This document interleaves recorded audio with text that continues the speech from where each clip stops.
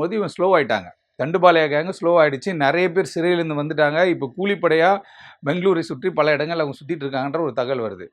அதே மாதிரி அந்த டைம் 2019 கோவிடுக்கு பிறகு அப்படியே கொஞ்சம் அமைதியான டீமு இப்போ திருப்பி மீண்டும் அப்படியே தமிழகத்தின் பல்வேறு, இப்போ குன்றத்தூரில் கூட ஒரு டபுள் மர்டர் சொன்னாங்க. அந்த மர்டர் கூட தண்டுபாளைய கில்லிங்ஸோட ஸ்டைலாக இருக்குமோ?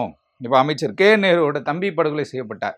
அந்த வழக்கிலையும் இவர்களுடைய பங்களிப்பு இருக்குமோன்ற கோணத்தில் விசாரணை நடக்குது. ஏன்னா அந்த கொடூரமான ஒரு அந்த மோடஸ் ஆப்பரண்டின்னு சொல்லக்கூடிய விஷயத்த அவங்களுடைய ப்ரொசீஜர் அது மாதிரி இருக்கும். அப்போ காவல்துறை யார் நிஜமான குற்றவாளி, யார் போலியான குற்றவாளி, பொய்யா ஒருத்தர் மேலே வழக்கு போடலாம். இப்போ 40 கொலை நானே பண்ணேன்னு அவன் சொல்லிக்கிறான். ஆனால் இங்கே வந்து பார்த்தா பாதி கொலையில் ட்ரையல் நடந்து வழக்கே முடிஞ்சிச்சு.